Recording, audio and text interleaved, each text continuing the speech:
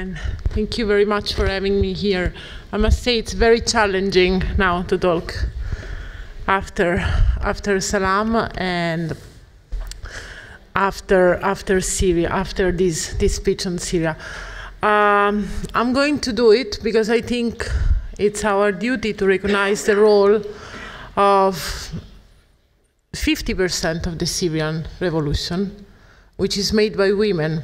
What we see, what we saw in these pictures, what we usually see in the reports coming from Syria are the fighting, the men fightings, but this revolution is supported by women.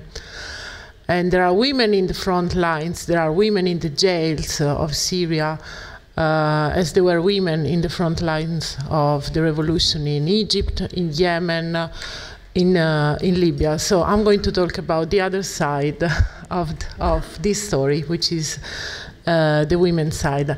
I'm not an academic, I'm a journalist. Thank you very much. I'm a journalist, so what I'm going to try to tell you is what I've been experiencing in my visit through the Muslim world. I'm mentioning the Muslim world and not only the Arab world, because I've been traveling in the region for the last 10 years, and I went also to countries like Afghanistan and Pakistan, and I want to talk also about these countries.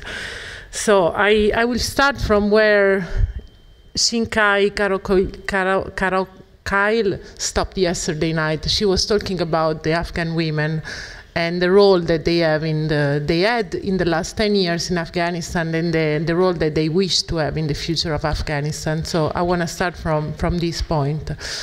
And I'm not starting from Afghanistan, I'm starting from a neighboring country, I'm starting from Pakistan. I'm starting from the story of a 15-year-old girl whose name is Malala Yousafzai. I'm sure all of you know her story. So, the day a group of armed men jumped on a bus in a faraway valley of Pakistan and shot a young female student in the head, they had no idea of the consequences of their act. They thought they were going to stop this girl, silence her forever, but instead they created a revolutionary figure in Pakistan and everywhere else in the Islamic world. Today, Malala is recovering in a safe house in Great Britain.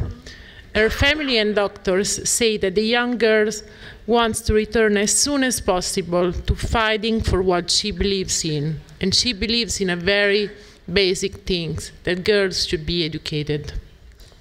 Malala is the powerful symbol of a revolution that has been going on in the Muslim countries for years. Years and years, but we in the West didn't notice it. We took notice of it last year, in 2011 actually, when the Arab Spring started, and it's the revolution of the women. The young Pakistani girl became the symbol of a movement which has many powerful representatives throughout the region, throughout the wider Middle East region, not only the Arab countries, but also in the other Muslim countries. I spent the last 10 years following the steps of this movement, of these women, as a reporter for the Italian daily La Repubblica. And during my trips to the region, I met amazing people. Many of them were women. Young and old, they are walking the world's road in their own ways.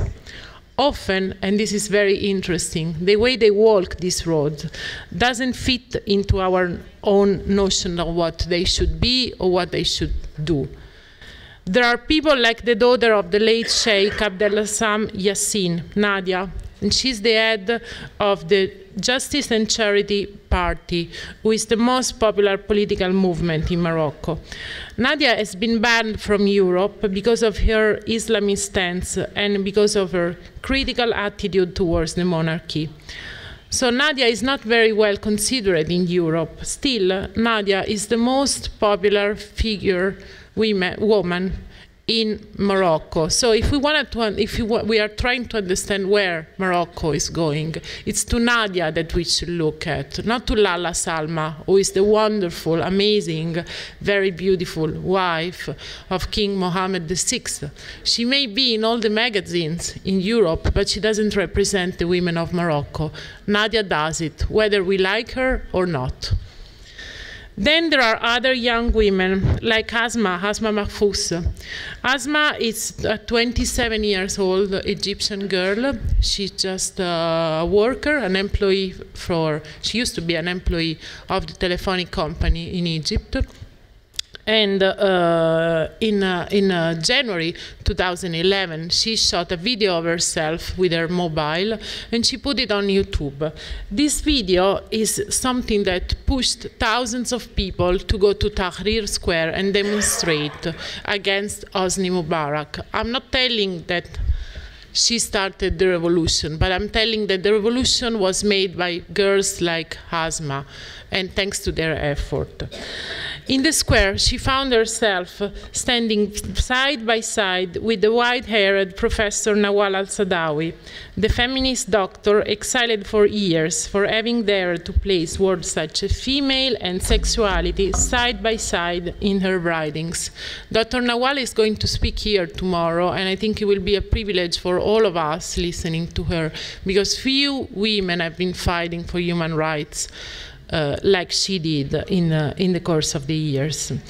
And then the revolution was made by women like Tawakkol Karman, the Yemeni journalist who led the non-violent protest of 2011 in a country that has one of the highest number of weapons per capita of anywhere else in the world. Her role in the Sana'a Spring earned the Nobel Peace Prize, and she was the first Arab woman to receive this honor. In the last 10 years, I have met women like Nadia, Asma, and Tawakkol in Pakistan, in Yemen, under the abayas in Saudi Arabia, and in many, many other countries of this region.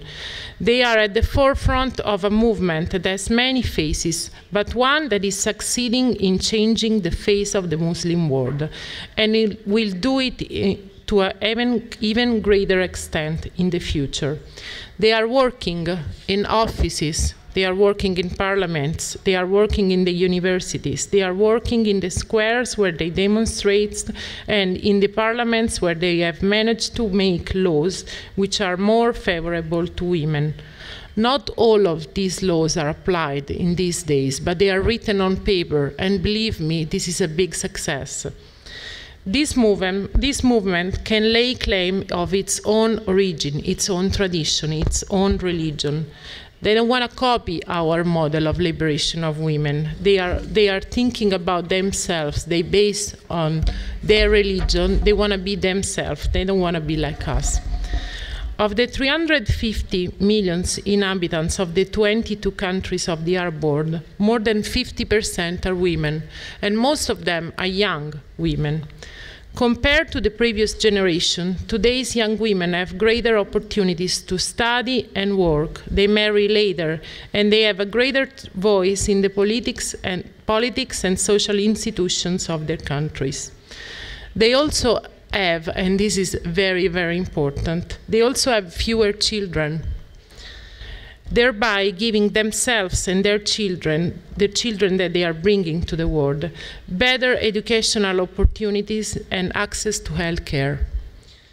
Between 90,000 and 2010, the fertility rate in the Arab world declined faster than any other region in the world.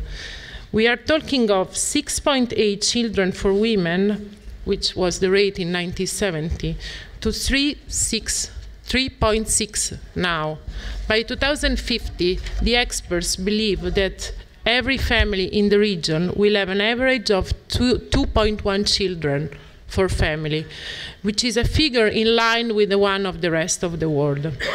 This change has very, very big consequences, which include an increase in the level of education for women, the narrowing of the education gap between male and females, and a greater female participation in the world of work. Running in parallel to the drop of the birth rate is a growth in the percentage of girls going to school, which is very strong in the wealthy countries of this region, but is improving even in the poor countries. Today, 90% of girls go to primary school. In 12 countries, 80% of girls are in the secondary school, and more than half of the top students today in the Arab world are females. Saudi Arabia provides a very good example of the trend.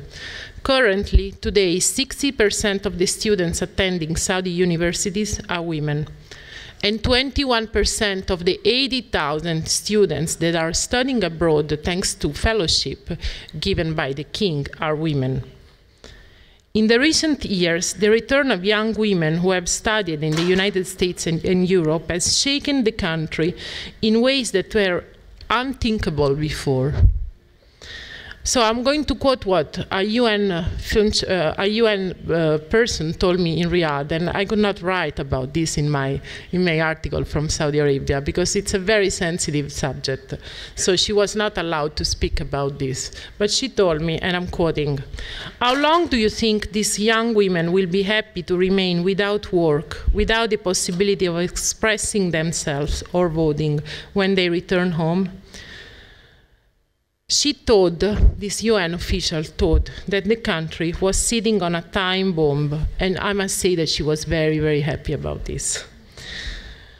She explained to me that many other colleagues throughout the region thought the same, and like her, they believed that in the future there would be a growing number of educated women calling for change, even in the most conservative countries, such as Saudi Arabia itself. So she told me this phrase, and this was 2010. "It will take time, and it won't be easy, but they have started their revolution." And I must say that the number of women taking part in the revolution in 2011 showed me that she was absolutely right. So what's my point?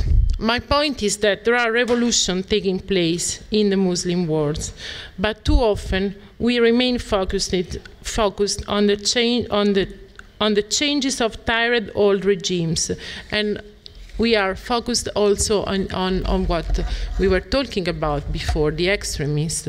But doing this, we don't give proper notice to the profound and revolutionary changes which are taking place among the ranks of millions of women in the region. We should. It's a big mistake. Why? Not because the revolution of the women is colorful or photogenic and it's very nice in the front pages, but it's because it's a sign of a profound change which is taking place in countries which are close to us. Some of you can think that I'm too optimistic, that there are a lot of obstacles that these women still face. Still, my answer is that every revolution is a long-term process and cannot be judged in the short term. The women who have been at the helm of this revolution say they are not about to let anybody steal their rights in the future. The genie is out of the bottle and is not going back into it.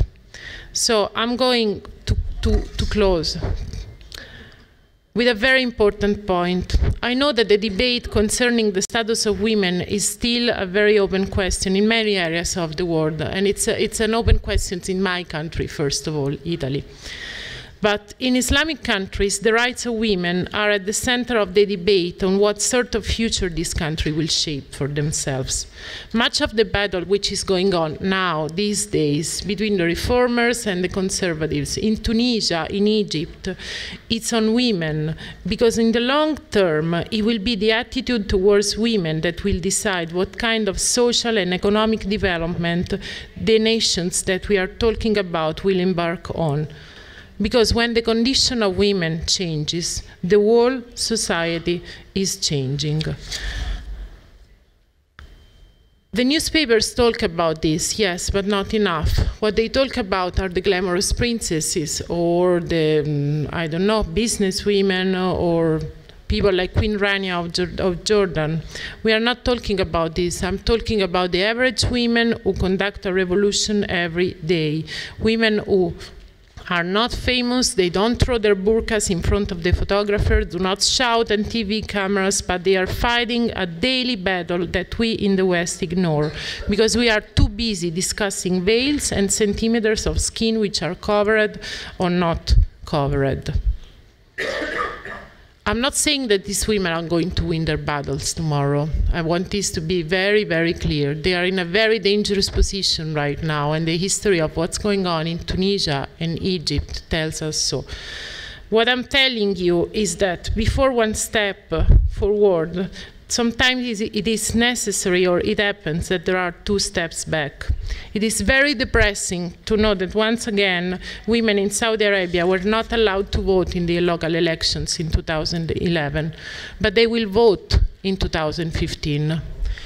And if we think that in the United States, women were not allowed to vote until the 20s, and in Italy, not until 1948, maybe this can help us to put the issue into perspective.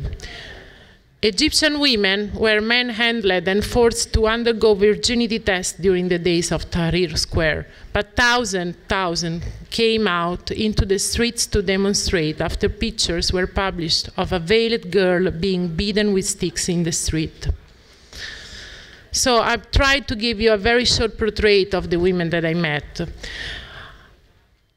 I just want to say that while we look at the big picture of what's going on in this country, we should always think that there is one constant point that we can count on, which is going on, is that the women in the Muslim world are struggling and will continue to struggle for a greater role in their society, and they have no intention to stop whatever obstacle they may face in the future.